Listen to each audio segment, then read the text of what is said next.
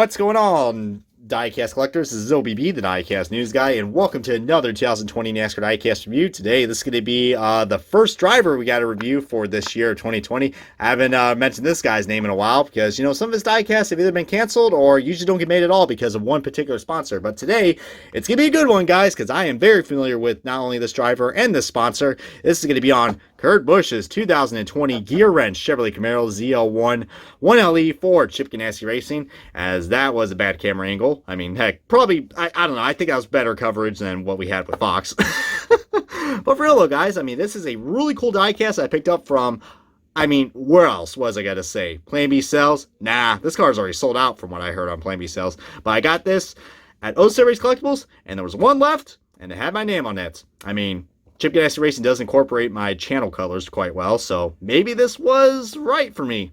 But I was not a big fan of this scheme at first, but the matte satin finish on it really is probably the main reason why I got this diecast. But anyways, guys, without further ado, let's go and kick off this diecast review and finish unboxing of the Kurt Busch 2020 Gearwrench car.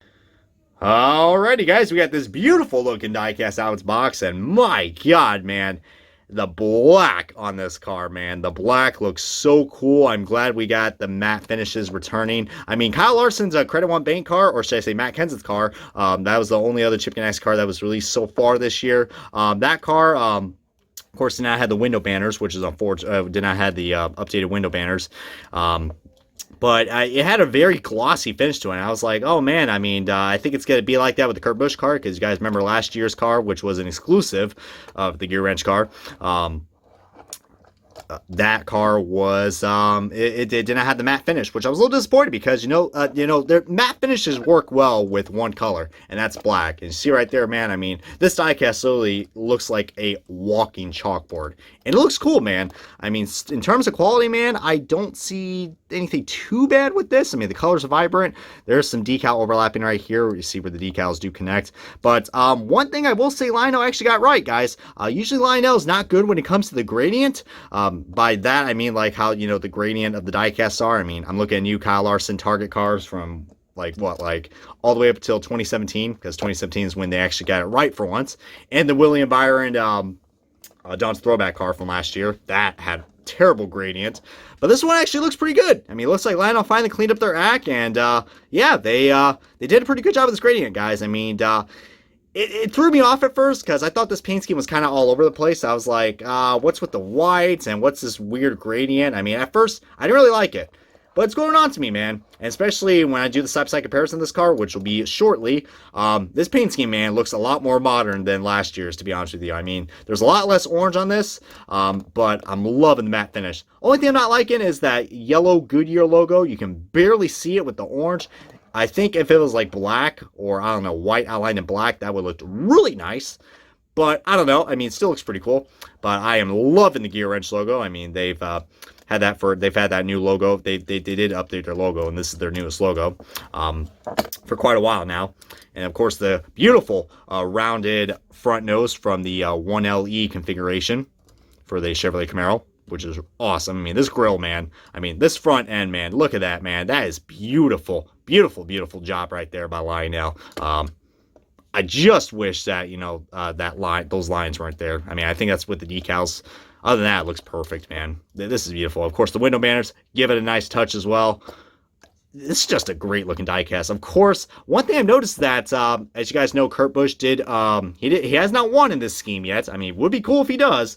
But so far, as you guys know, his last win was at Kentucky, which, he ended up getting that win out of style, beating his brother.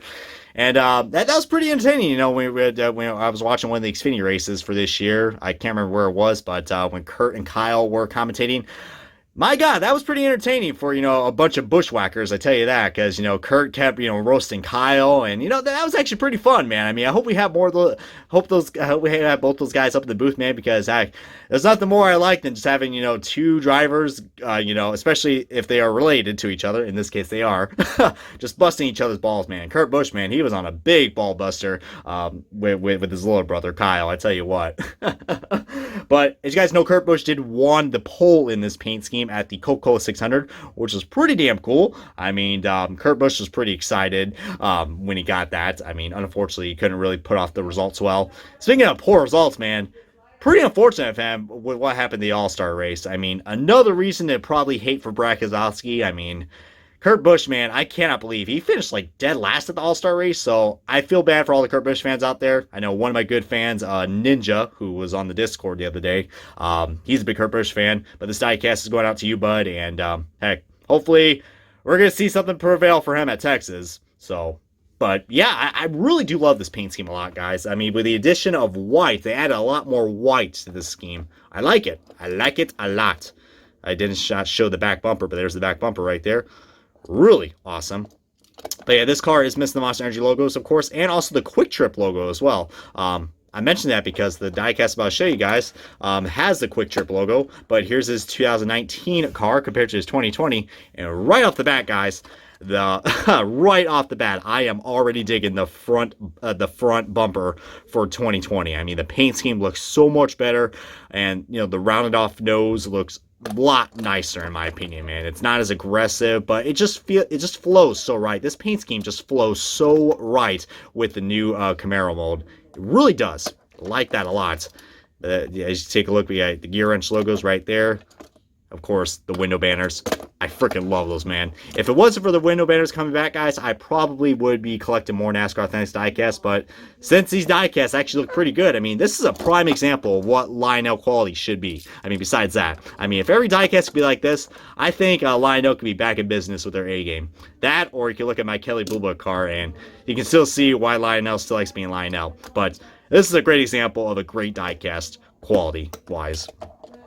Could be better, but with Lionel standards, that's the best we can get. Still not a big fan of the tires, but whatever, though. We've had that also with last year's. No paint chip on the one, which is cool. I mean, the orange is a lot more vibrant from last... it's a lot more vibrant on last year's car.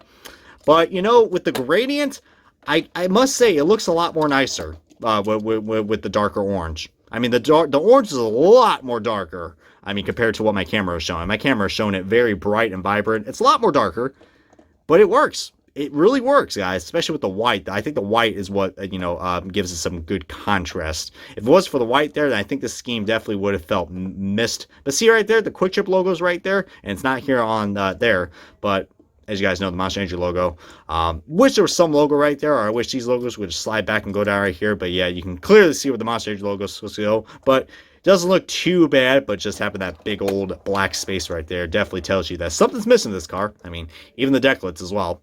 But yeah, I definitely recommend picking this up, this diecast. I think, surprisingly, this car, it's actually, I mean, I'm surprised I got that. This was the last one they had in stock, guys. So this one's been selling. It's been selling, man. Along with the Chase Elliott's and the Ryan Blaney diecast. Even the Ryan Newman Castro cars sold out. So the 2020 diecast, man, they are selling like crazy. So if you see something that you like, either pre-order it, or if you see it for a reasonable price, get it right now, because I can tell you what, you're probably not going to see a reasonable price with this diecast for a long time, because it is selling, man. But anyways, guys, hope you guys enjoyed this diecast review of the 2020 Kurt Busch Gearwrench Chevrolet Camaro ZL1 1LE for Chip Ganassi Racing. If you guys enjoyed this diecast review along with other diecast reviews, well, what the hell are you waiting for? If you guys are new to this channel, subscribe today, and make sure to comment, like, and make some suggestions down below what diecast you guys want me to review next. I can't guarantee it, but, you know, I don't want to be too predictable, but definitely want to hear you guys' opinions on this car and everything else in between. But until we meet again, guys, this has been OBB, the Diecast News Guy. And